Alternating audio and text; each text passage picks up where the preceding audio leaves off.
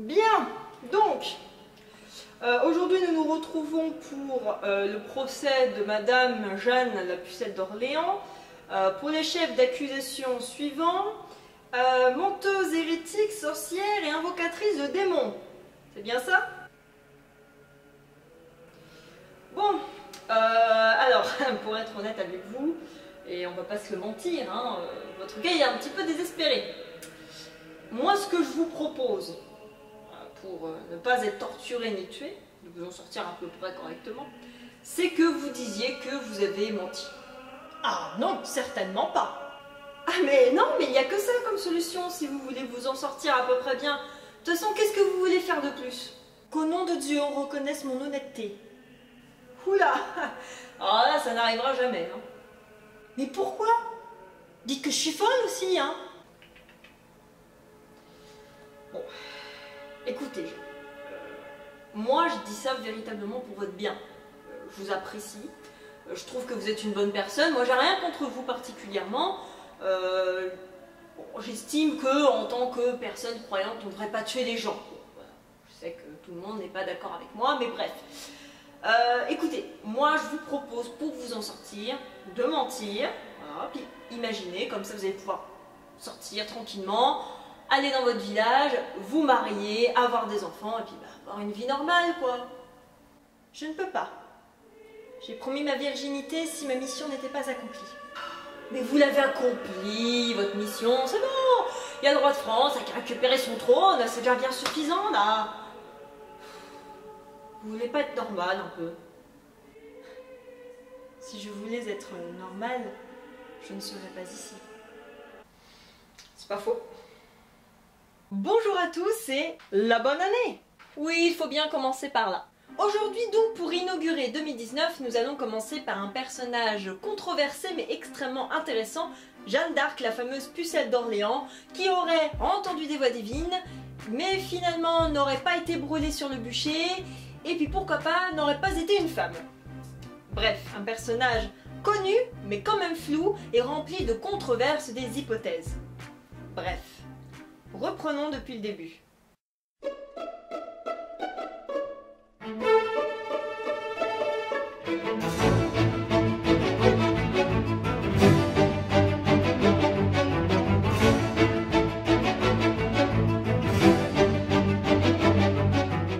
Commençons d'abord par récapituler sa vie, parce qu'il faut bien commencer par là, avant de nous attarder sur toutes les spéculations à son sujet. Donc Jeanne est probablement née le 6 janvier 1412 à Domrémy. Ses parents étaient des laboureurs, ce qu'on pourrait plutôt qualifier de paysans assez aisés.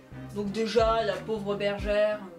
Le nom de la famille est dérivé sous plusieurs formes, mais celui de D'Arc est apparu pour la première fois dans un poème de 1576, donc hyper tard. Pendant que Jeanne prie tout le temps, c'est un peu le bazar en France. On est, comme vous le savez, en plein dans la guerre de 100 ans. C'est un peu la mouise, parce qu'à ce moment-là, le roi Charles VI devient totalement fou, et c'est sa femme Isabeau de Bavière qui doit assurer la régence. C'est donc elle qui, en 1420, signe le traité de Troyes avec le roi Henri V d'Angleterre, qui devait aboutir à la paix.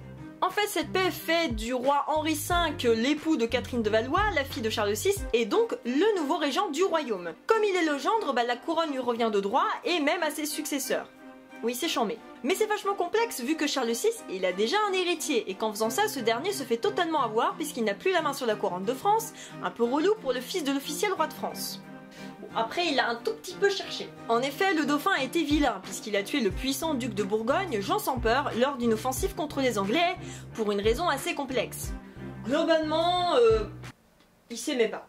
Alors le fils de Jean sans peur, Philippe le Bon, il est pas content, et pour se venger, il propose le traité de Troyes et déshérite ainsi le futur Charles VII qui a tué son père. Et oui, les Anglais ont profité du moment où l'on se foutait nous-mêmes sur la gueule. Ah, la politique, c'est beau. Bref, tout ça pour dire qu'à la mort de Charles VI en 1422, puis celle d'Henri V, donc c'est ballot vu qu'il profitera pas du traité, c'est son fils Henri VI qui devient roi de France et d'Angleterre, sauf qu'il a 9 mois. Et donc c'est son oncle Jean de Bedford qui sera régent. Alors Charles y rage un peu, donc il s'auto-proclame Charles VII, roi de France, et compte bien se venger des Anglais. Donc la France se voit dotée d'une double monarchie, avec l'Angleterre au nord et leurs alliés de Bourgogne du coup, et le reste pour Charles, roi de Bourges. Et comme par hasard, Dom Rémy ou notre petite Jeanne naît se tient à la frontière entre ces deux France, puisqu'il est sous le contrôle de Vaucouleurs, qui est du côté du roi de France, alors que juste à côté il y a les possessions bourguignonnes. Mais bon, elle est le prix, donc elle s'en fout un peu. Sauf qu'en 1428, patatras, les Anglais et Bourguignons débarquent. Jeanne doit donc quitter son village et c'est là qu'elle entend ces fameuses voix, celles notamment de Saint-Michel, Sainte-Catherine et Sainte-Marguerite, qui lui ordonnent d'aller en France conquise, d'en chasser les Anglais et de faire sacrer Charles à Reims. Oui, c'est très précis les demandes divines. Et tu pourras aussi nous ramener 2 briques de lait et une baguette quand tu passeras à l'épicerie, s'il te plaît ? En mai, Jeanne s'attelle donc à la tâche et va voir le représentant du roi, oui rien que ça, le capitaine Robert de Baudricourt qui la renvoie chez elle, bon parce que bon. Je viens vous voir monseigneur au nom de Saint-Michel, Sainte-Catherine et Sainte-Marguerite pour sauver la France de ces envahisseurs anglais et ramener notre roi sur le trône que le Seigneur lui a légitimement donné. Jeanne s'en fiche et revient le 12 février 1429, et puis Robert finit par céder, aussi parce que Jeanne a trouvé ses partisans pour la soutenir, et lui accorde une escorte armée et va voir le roi à Chinon. Et c'est la fameuse scène où Jeanne l'aurait reconnu parmi la foule alors qu'un faux roi avait été placé sur le trône. Après quelques vérifications de base, comme un examen de virginité et une enquête de moralité, au cas où, Jeanne peut participer aux opérations militaires avec sa bannière, son armure, son épée et son équipe. Et là, elle sauve Orléans des Anglais le 8 mai 1429, et c'est là qu'elle devient véritablement populaire. Le 17 juillet de la même année, le roi se fait sacrer à Reims, par contre Jeanne se fait blesser alors qu'elle tente de reprendre Paris.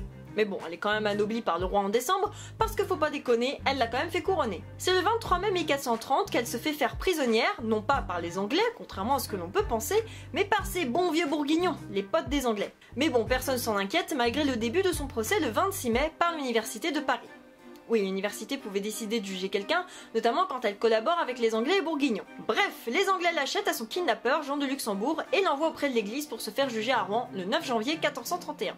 La liste des charges est lourde. Port de vêtements d'homme, qui était interdit, bien évidemment. Tentative de suicide, car oui, elle a essayé de se sauver lors de son emprisonnement et a sauté du haut d'une tour, interprétée ainsi comme une tentative de suicide. Vision jugée comme fausse et révélant la sorcellerie. Ah, ça y est, le mot est balancé. Et des tas d'autres trucs.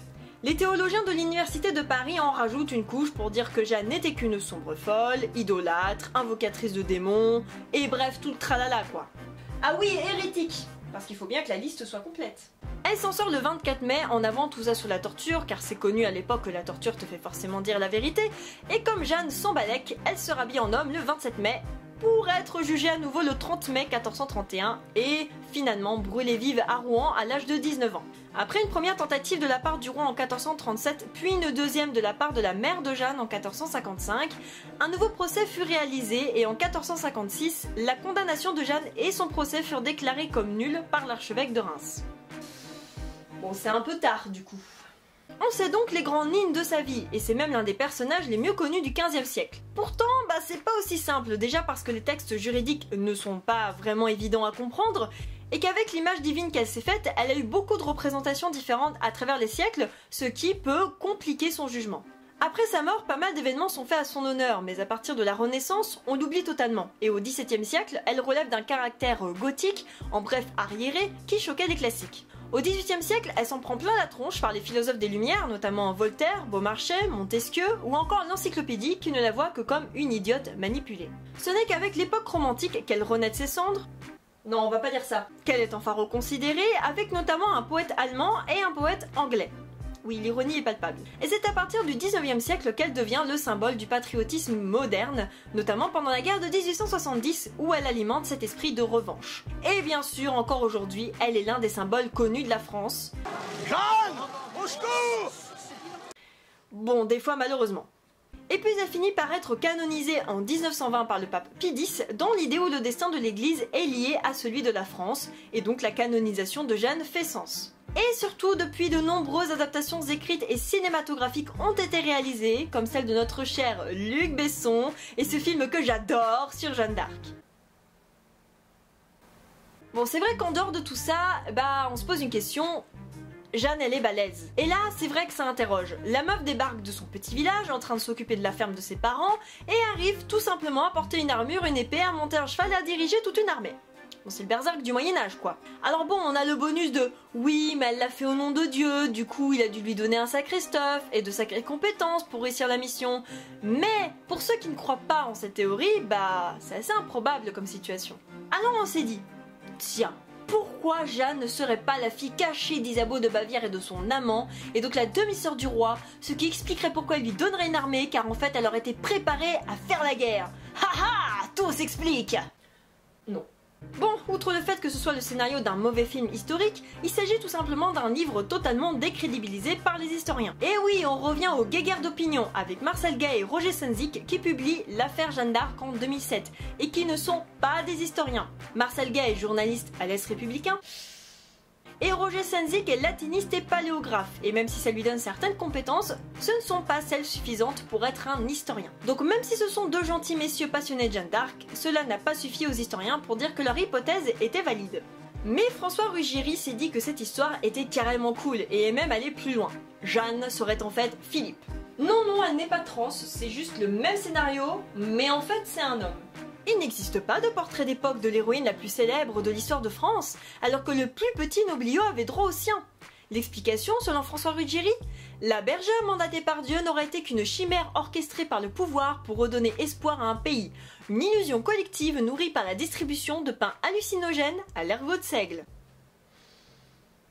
Bah oui, la drogue, pourquoi pas, malgré les centaines de textes qui disent que c'est une femme, et puis c'est vrai que c'est la seule et l'unique au Moyen-Âge qui n'a pas eu de portrait de son vivant, malgré son grand rôle. Et puis bon, hein, les hommes du Moyen-Âge étaient un peu gros cons, ils confondaient quand même facilement un homme et une femme. Alors, je veux bien admettre qu'on s'arrache encore les cheveux sur le fait que Jeanne d'Arc soit aussi forte. Mais, mon petit François, opte pour ce genre de scénario pour un de tes films et laisse le boulot aux historiens. Merci. Et n'oublions pas que son sexe fut l'une des questions lors de sa condamnation. Jeanne dut surmonter 3 crémations pour qu'il ne reste rien du corps.